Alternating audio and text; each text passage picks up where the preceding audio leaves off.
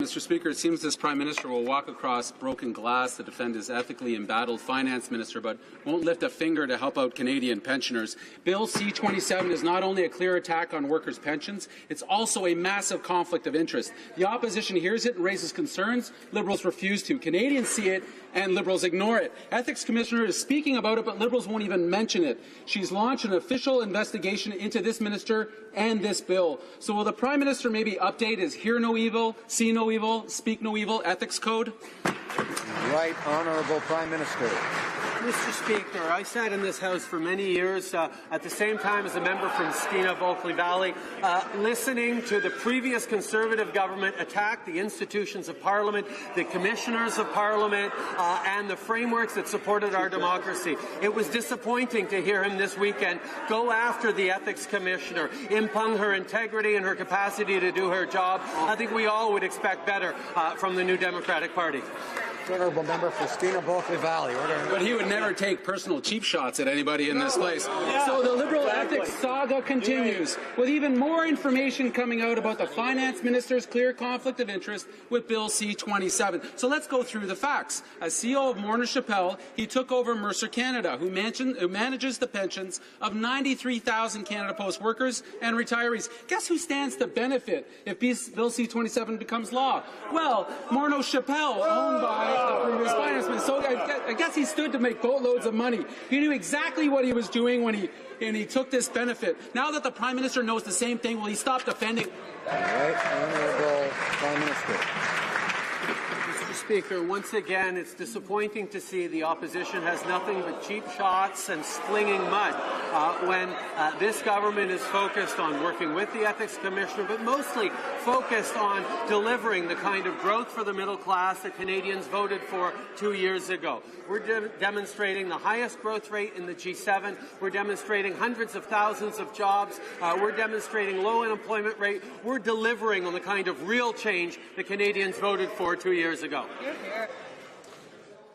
Who got on a plane to fight for ISIS and watched as our allied soldiers were burned to death in a cage. Yes. These are people who got on a plane to go fight for an organization that sells women and girls into slavery. These are people who left Canada to go and fight for a group of people who push homosexuals off of buildings just for being gay. So can the Prime Minister explain to the House exactly what kind of a program, a reintegration service, would look like for the people who commit these kinds of atrocities?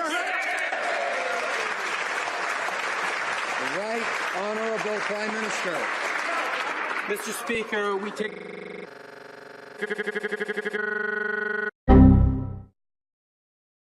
very seriously the protection of Canadians and will continue to. We also continue to carefully monitor trends in extremist travel and in our national security agencies work together to ensure our response reflects the current threat environment.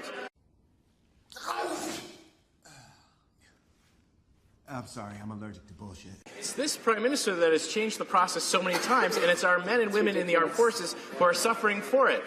Now, in 2012, Australia's Auditor General identified numerous issues with the F-18 Hornets. They will require significant structural upgrades and repairs just to see service in Canada. And it's far more likely that we'll spend billions of dollars just for spare parts. It's not just me who's questioning these decisions. Even the Australians can't understand why we're buying their old planes rather than doing what they're doing, which is buying new planes. So, if the Prime Minister is so keen on buying fixer-uppers, will he come over? Because I've got an old minivan I'd love to show him.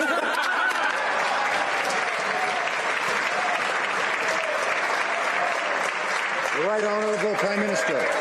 Mr. Speaker, during the last election, the Prime Minister claimed that no veteran would be forced to fight their government for the support and compensation that they have earned. The Prime Minister has broken that promise. Last week, he said that veterans were asking for more than we are able to give. Now, the Prime Minister has managed to find money for convicted terrorists. He's managed to find billions of dollars for infrastructure banks funded by wealthy investors. And he's managed to find a way to bill taxpayers for the cost of his illegal trip. When will the Prime Minister apologize for his insulting and demeaning comments to our veterans and apologize for breaking his promise? Honourable Minister of Veterans Affairs. Speaker, we are committed to the well-being of veterans and their families. We promised to deliver a pension for life, and we are delivering on that promise. It is designed to help veterans live a full and productive life post-service. It is monthly. It is a payment for life to recognize pain and suffering. It is a payment that is tax-free.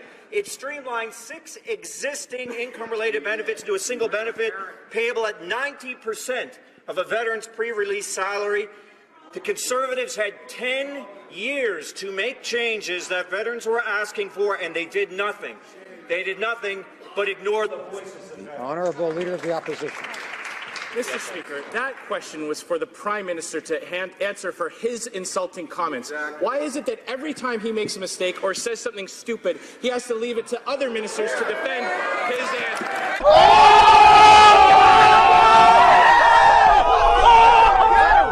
The Honourable Leader of the Opposition. Mr. Speaker, yesterday the Prime Minister articulated his sophisticated thoughts on the threats of global terrorism. He told Americans that it was super important to invest in investigative national security stuff. He then described the impact of violent acts of terror, saying Canadians are able to respond to, quote, bad things happening without, quote, falling into a bad space. After abandoning the fight against ISIS and cutting our armed forces, can the Prime Minister tell Canadians what kind of stuff he's investing in and how he plans on keeping those positive vibes coming to keep us out of a bad space? Right Honourable Prime Minister.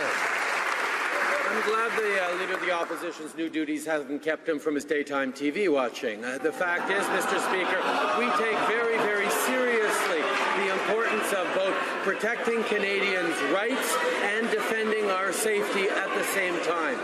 We committed to Canadians in the last election campaign that we would get that balance right, that we would make sure that always we are defending Canadians' rights and protecting our communities at the same time. That's what Canadians expect. That's what we will do. Order, order. I realize that all the members are in a party mood, I hope, but let's make sure we listen to the questions and the answers. The Honourable Leader of the Opposition. Well, Mr. Speaker, after a week of avoiding me, that was the only place I could find him.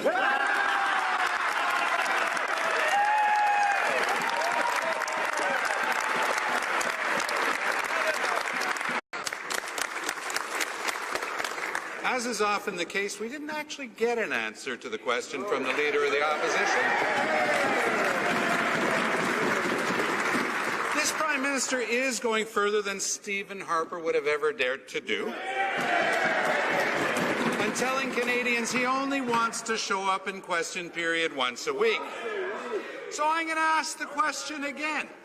What would the Prime Minister's reaction have been if Stephen Harper had dared to propose what he's proposing?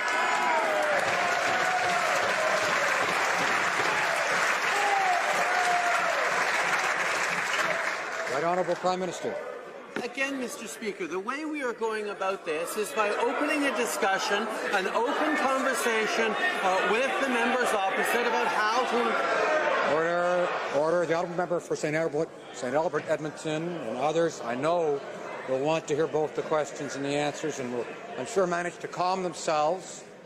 Most members in all parties can listen to what they hear, even when they don't like it, and not react. The Right Honourable Prime Minister. I wonder about the school children in the gallery who are wondering at how effective this Parliament actually is right now. We are proposing ways to discuss how to improve the quality of debate and allow the government to be held to account in a thoughtful, responsible way, and this kind of shouting is what they get. That's not worthy of this Parliament. It's not worthy of the people they serve, Mr. Speaker. That's right.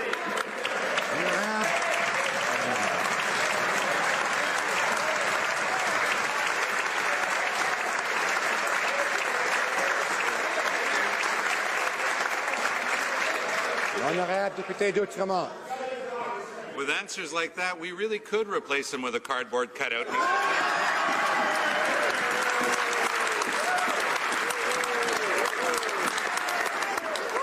And his peanut gallery would never notice the difference.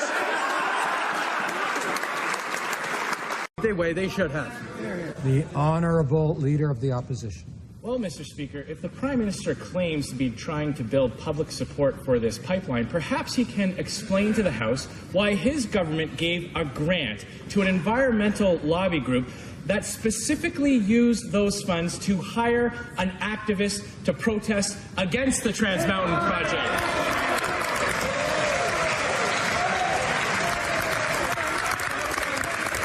Does the Prime Minister not realize that paying groups to protest against these projects is exactly part of the problem? The Right Honourable Prime Minister. Mr. Speaker, unlike apparently the member of the Leader of the Official Opposition, we believe in free speech and we believe in advocacy on this side of the House. But, Mr. Speaker, on the specific...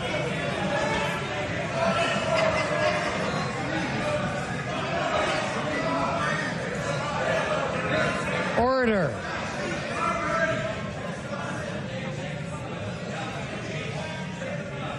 Order. Order. I know that all honourable members believe in free speech. It doesn't mean we can all freely speak at the same time. Order. We need to hear the questions and the answers, whether we like them or not. The Right Honourable Prime Minister has the floor. We'll have some more. Mr. Speaker, on the issue of this particular advocacy group, it's important to highlight that they were also funded under the Harper government. Honourable Leader of the Opposition, order. Mr. Speaker, this Prime Minister has signed off on a grant that will go specifically to hire an assistant who will, quote, work directly with the provincial organizer and the field organizing team